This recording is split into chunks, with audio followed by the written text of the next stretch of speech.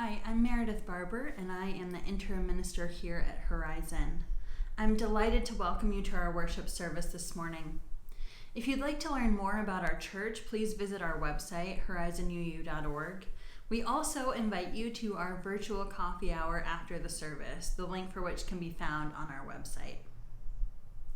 Before our worship service begins, I want to draw your attention to one exciting announcement. We are having a virtual gala this year at church, and you can donate now through October 22nd, and we'll bid on the items from October 24th through the 31st. So please look for more information on our Facebook page, in the newsletter, and also on our website. We really look forward to your participation.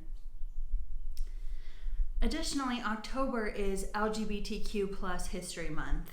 And we here at Horizon are a welcoming congregation, meaning that we affirm that our queer and trans siblings are whole and holy.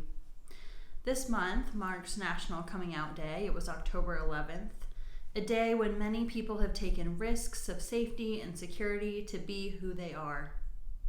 We acknowledge and celebrate this bravery, even as we also understand that not everyone is or will be able to come out in their lifetime. October also marks the anniversary of Matthew Shepard's death, the anniversary of the AIDS memorial quilt holding the names of people who had died of AIDS, often the only way that those who loved them could acknowledge their passing. We celebrate queer history and all the ways it has changed from generation to generation. We rejoice that our world is changing to become a place of more love, more acceptance. And we also acknowledge how far we still have left to go. Our worship service will now begin.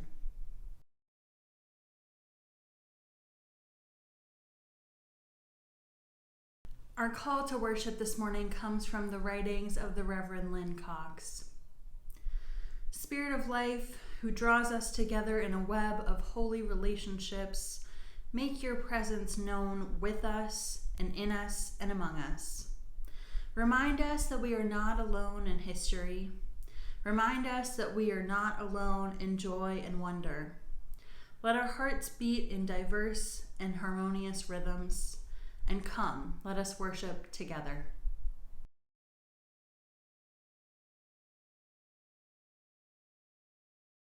Our chalice lighting this morning comes from the Reverend Rebecca Savage, and it's called Ignite Us in Radical Love. We light our flaming chalice as a beloved people, ignited in love and thirsting for restorative justice. May it melt away the tethers that uphold whiteness in our midst. May it spark in us a spirit of humility. May it ignite in us radical love that transforms our energy into purposeful action. This is a chalice of audacious hope. This chalice shines a light on our shared past, signaling our intention to listen deeply, reflect wisely, and move boldly toward our highest ideals.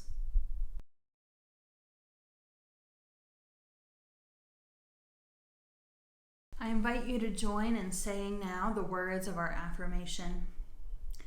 Love is the doctrine of this church. The quest for truth is its sacrament, and service is its prayer. To dwell together in peace, to seek knowledge and freedom, to serve humanity in harmony with the earth. Thus do we covenant together.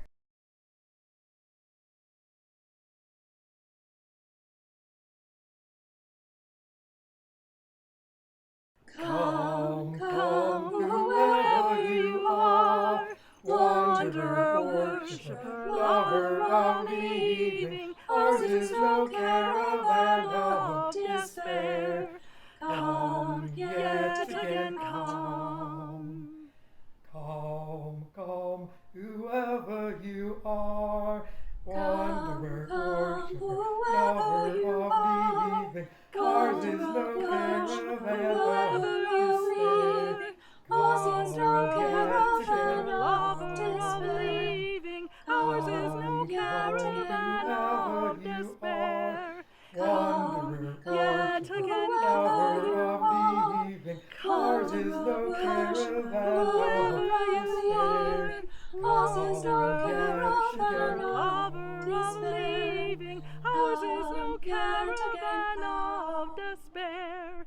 come, yet again come.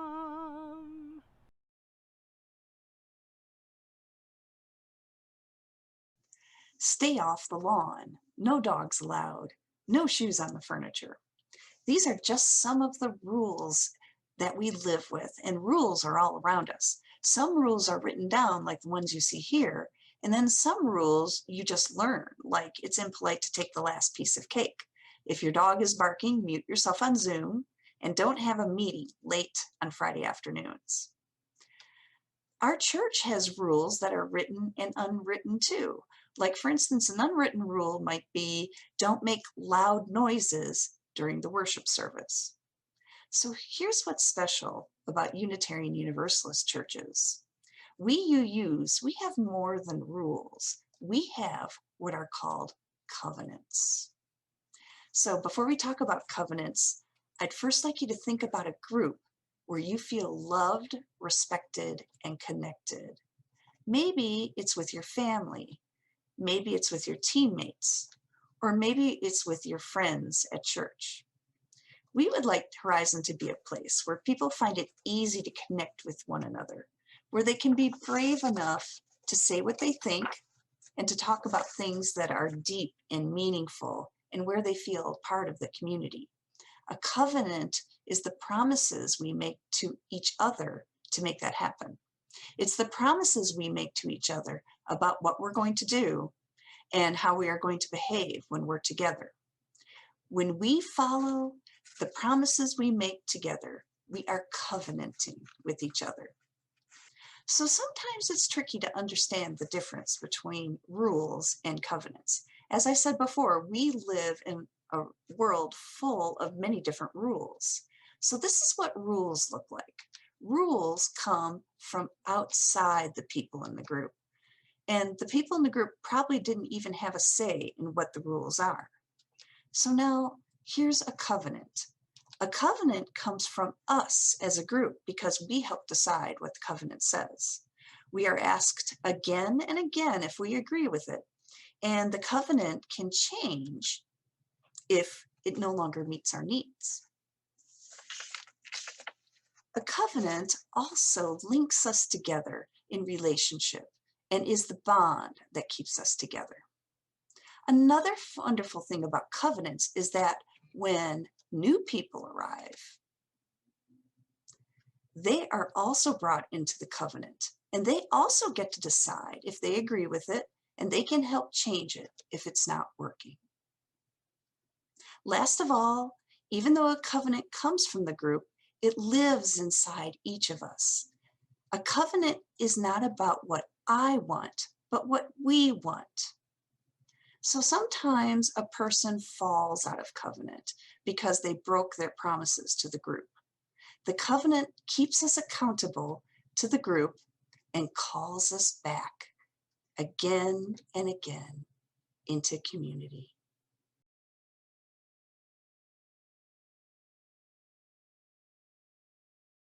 Our Share the Plate offering this month will benefit the Afia Center, a local organization committed to the fight for reproductive justice. The Afia Center specifically works to transform the lives, well-being, and health of Black women. And some of their current initiatives involve research that will reduce the maternal mortality rates of Black women here in Texas, working to protect abortion access, education around HIV, and working to build a Black women-centered reproductive justice movement in Texas. The offering will now be joyfully given and received.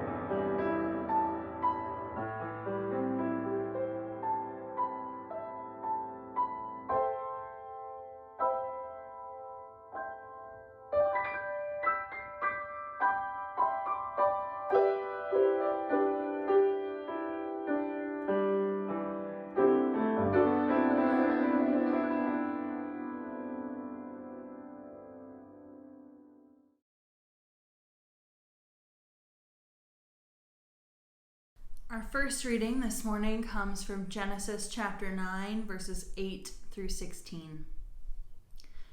Then God said to Noah and to his sons with him, I now establish my covenant with you and your descendants after you, and with every living creature that was with you, the birds, the livestock, and all the wild animals, all those that came out of the ark with you, every living creature on the earth. I establish my covenant with you. Never again will all life be destroyed by the waters of a flood. Never again will there be a flood to destroy the earth. And God said, This is the sign of the covenant I am making between me and you and every living creature with you, a covenant for all generations to come. I have set my rainbow in the clouds, and it will be a sign of the covenant between me and the earth. Whenever I bring clouds over the earth and the rainbow appears in the clouds, I will remember my covenant between me and you and all living creatures of every kind. Never again will the waters become a flood to destroy all life. Whenever the rainbow appears in the clouds, I will see it and remember the everlasting covenant between God and all living creatures of every kind on the earth. Here ends the reading.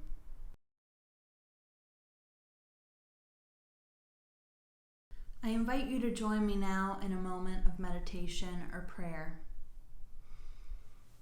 Loving God, Spirit of life, mystery of all that is, draw near to us this morning and know our hearts. We give thanks this morning for the strength of community, for all the ways we support each other, for the ways we show up for one another, for the ways that we show love. These are the things that matter. We give thanks too for the changing of the seasons, a reminder that we are all a part of the turning of some great circle. There is something happening here that we all can feel. Spirit, we lament this morning all the injustices of our time. Sometimes it can feel overwhelming, like too much to bear, and we wonder, will what we're doing matter in 50 years? In 100? Are we living together the way we should? Are we really building the beloved community? Do we really welcome the way we say we want to? Will anything ever really change? We are imperfect human beings, often trying to control things that aren't ours to control, losing patience in ways large and small, quick to anger and maybe not quick enough to apologize. And in all of that, we are worthy, whole, and holy. Help us to begin again anew each day, to stay in relationship rather than running away, rather than hiding, though there are times that would certainly be easier and less painful. For our relationships are what life is about. May it be so. Amen.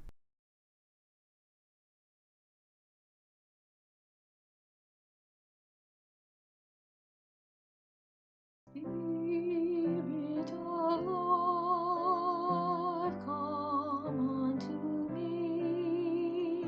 Sing in my heart all the stirrings of compassion. Blow in the wind, rise in the sea, move in the heart, giving life the shape of justice, whose holy cause wings set me free. Spirit of life, come to me, come to me.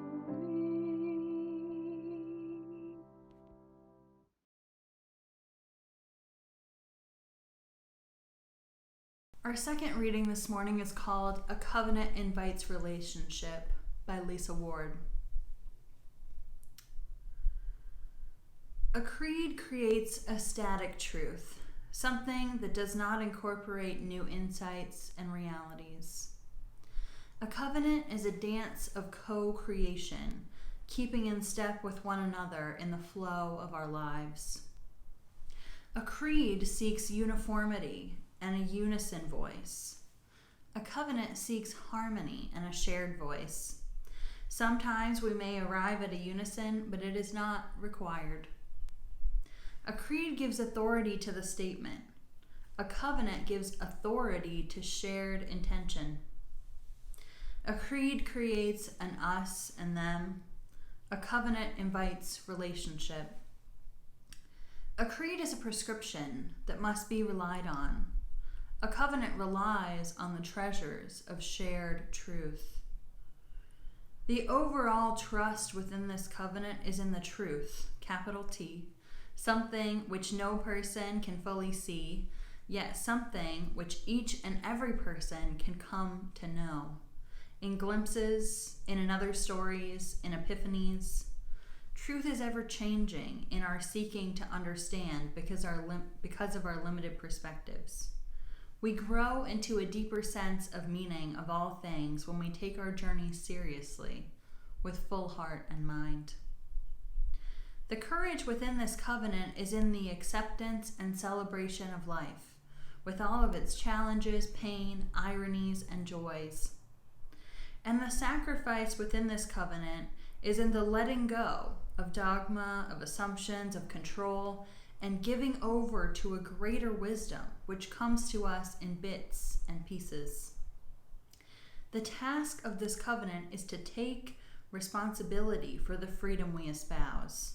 We know that we are interconnected and that what we do creates ripples of hope or despair, of affirmation or negation. What we do with and for one another is powerful and beyond our imagining.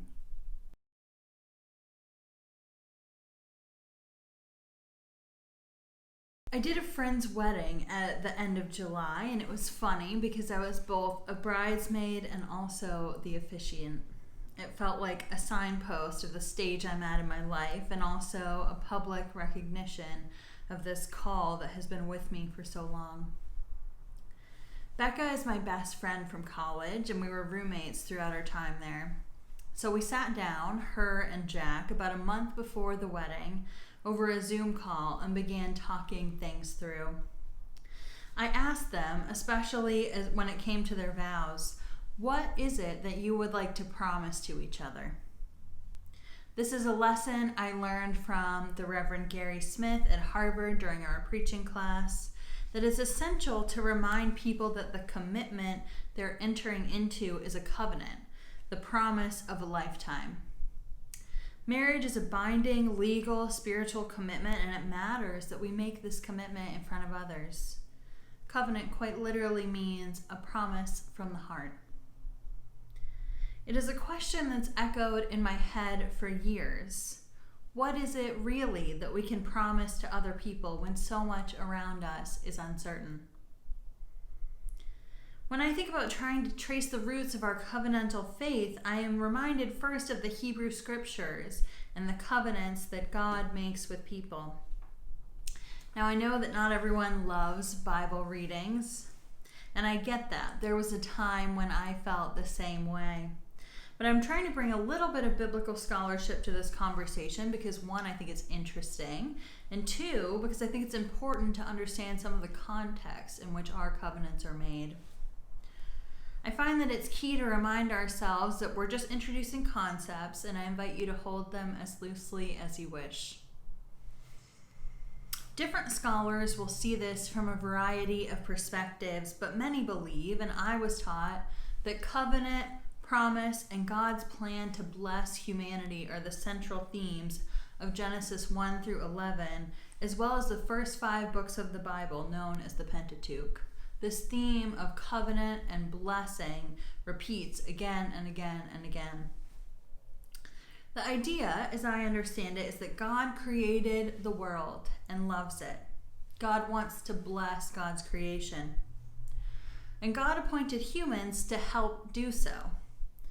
But humans have a tendency to misunderstand, to make mistakes, We can sometimes get in the way of goodness and blessing and instead cause harm and hardship. We can disobey, hurt each other, hurt the world, hide from God, and maybe more importantly, hide from one another. I think that maybe this takes a more interventionist view of God than we might be comfortable with, and what it means to bless is very much open to interpretation. But if I know anything about people, it's that we want so badly to do right and to believe in a force for good in the world. But I also know that it's really easy for us to make mistakes, to hide from this goodness, to refuse to let it find us, just the way Adam and Eve hid from God and from one another. I believe that people are inherently good, that we as humans are worthy. But I think once we understand our tendencies toward imperfection, it's so much easier to give one another a little slack, a little grace, to understand why we are the way we are. We as humans form deep relationships. We make promises, we make mistakes, and we try to make up. That's the life cycle of being human. And the Bible reminds us that it hasn't changed much in thousands of years. There are certain parts of our humanness, our humanity, that transcend time. But I think the important part is that we never stop wanting to make promises to the people we love, that we never stop trying to live together in community. And this is the heart of what a covenant is about how we want to try to be together. One thing that I don't think we talk about often enough either is that God can also make mistakes, lose their temper, go too far. God can break the covenant just like we can. And if God can, what does that say about us? So in Genesis, we have humans building kingdoms that hurt each other and hurt the world, and thereby hurt God. God washes the world clean of humanity's evil with a great flood. But God spares and protects Noah and his family, choosing Noah as a kind of new Adam. But Noah, just like Adam, messes up. He gets drunk and is found naked in his tent. And Noah becomes the new Adam, naked and ashamed, just like the first Adam in the Garden of Eden. The best way I've found to understand the Bible is through these layered stories like we see with Adam and Noah, this constant hearkening back to the story in the garden and humanity's tendency to stray from God's plan.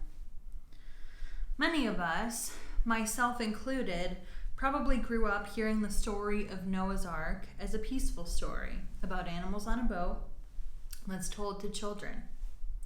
However, the story of Noah and the flood is one of God's anger and wrath, of death and destruction, of bodies floating in the water. God flooded and destroyed the entire world while protecting Noah and his family. But the story closes with a promise made to Noah by God that we heard in the reading earlier, that earth will be a place where God and humans work together. And God shows Noah a rainbow, a sign of the covenant they've made together.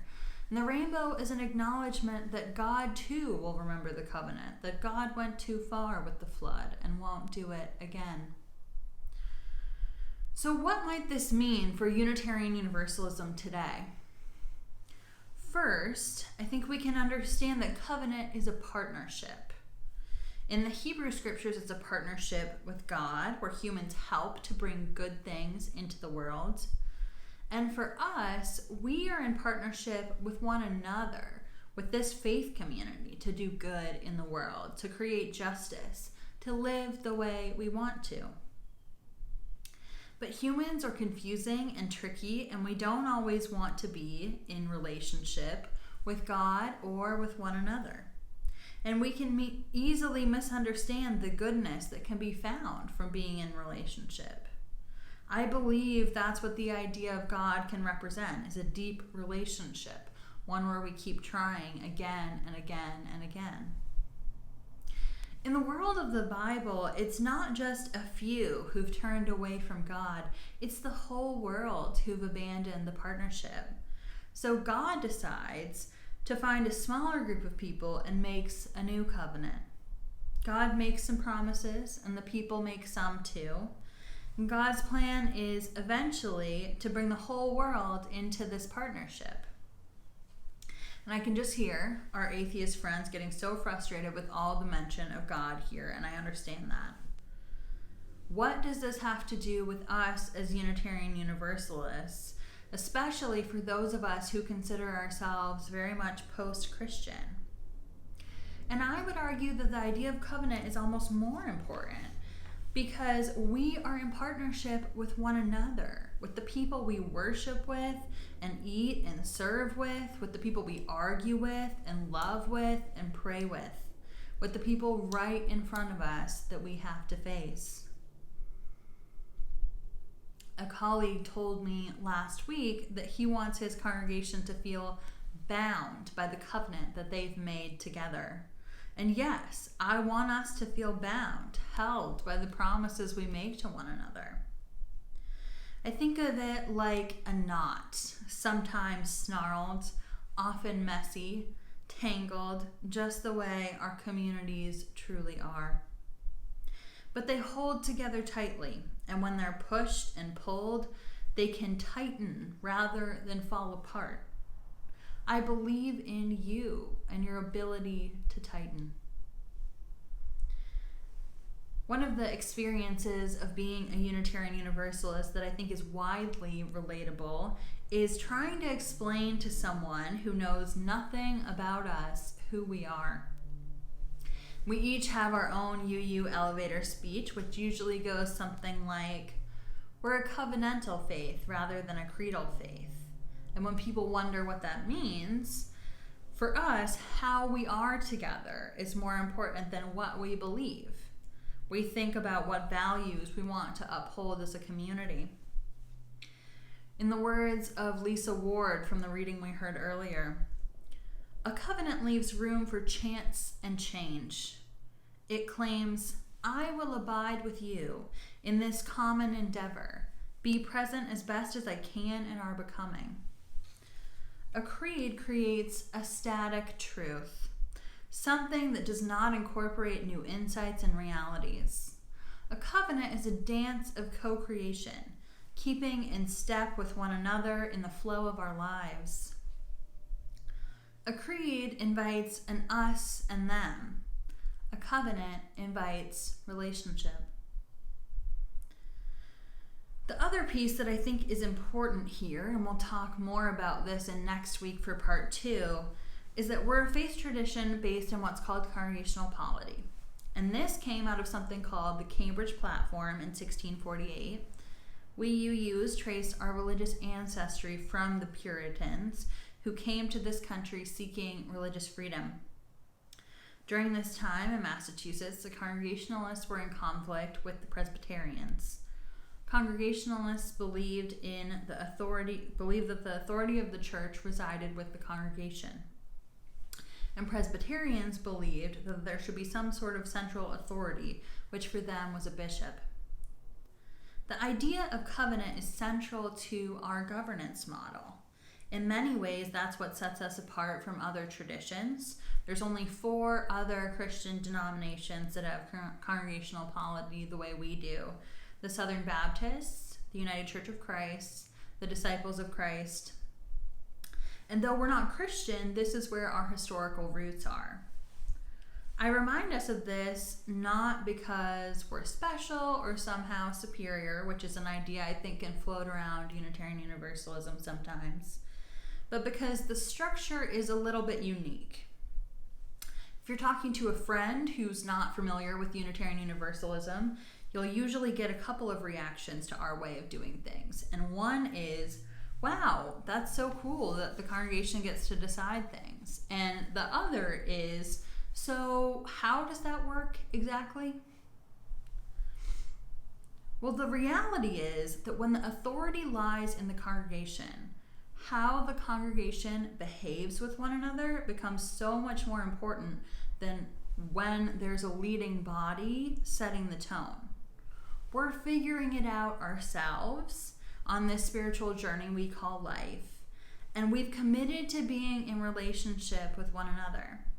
But how do we stay in relationship when things are challenging, when we break our promises, or we realize we've made promises that we never could keep? What then? We heard earlier the words from the poet Rumi that have come to embody our covenantal theology. Come, come, whoever you are, wanderer, worshipper, lover of leaving. Ours is no caravan of despair. Come, yet again come. And there's another part that I remember hearing growing up that used to get to me somewhere deep in my soul. And it goes, though you've broken your vows 1,000 times, though you've broken your vows 1,000 times. We invite anyone to join us who's willing to participate in our covenant about how we want to be together. And we say, you can still come, even when you break your vows, because eventually all of us will. It's about finding a way back into that covenant, finding a way back into relationship when we make mistakes. I saw this TikTok recently where a young woman was telling a story about being raised evangelical and her dad getting flustered by a woman from a UU church booth at a local festival. To summarize, the girl and her dad are walking by and the woman tries to give them a brochure and says, you should come hang out with us on Sunday. And her dad is like, no, I already have a church. I don't need that. And the woman's like, that's okay. You can still come. And the dad is confused and gets a little more flustered and says, no, I disagree with what you believe. And the woman says, that's okay. You can still come. And the girl in the TikTok summarizes the story by explaining that at the time she thought the whole thing was silly. Why wasn't the woman getting it? That they didn't want to come to the church. But now she understands the kind of radical acceptance it takes to genuinely mean that someone who completely disagrees can still come. What it means to live out that radical welcome, despite the fact that it doesn't exist in other people's worldviews. And I thought of you all when I saw that, and of your mission, part of which is to welcome radically. What would we need to do in order to say that to folks and really mean it? The covenant, the promise of our faith, is that it emphasizes the collective over the individual, pushes us to find a way to live together in peace without asking us to leave pieces of ourselves at the door. Our congregational polity helps ensure a voice for everyone, but we act in the best interests of the collective. In the words of Bell Hooks, rarely, if ever, are any of us healed in isolation. Healing is an act of communion. So I invite you to wonder with me this morning about what it means to be a promise-making and a promise-breaking people.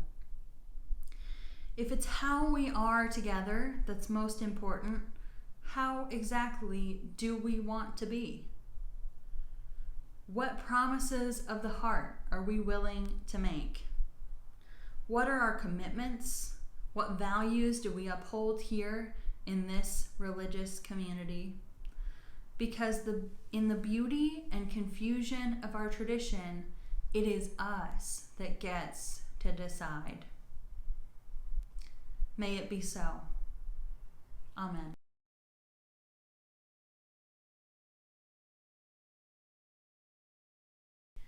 We extinguish the flame of this chalice, but not our commitment to our mission to welcome radically, to love boldly, to grow spiritually, and to serve courageously. We carry this commitment in our hearts because we envision a beloved community filled with compassion, helping all to thrive in a just world.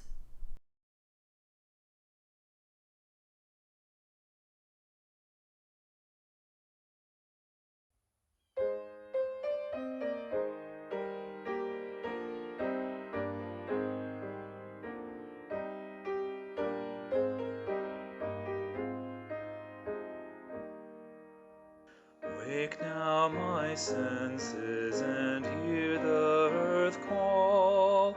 Feel the deep power of being in all.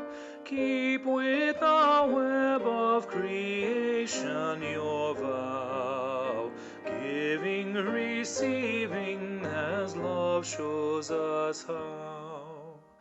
Wake now my reason, reach out to the new. Join with each pilgrim who quests for the true. Honor the beauty and wisdom of time. Suffer thy limit and praise the sublime. Wake now, compassion, give heed to the cry. Voices of suffering fill the wide sky. Take as your neighbor both stranger and friend, praying, receiving their hardship to end.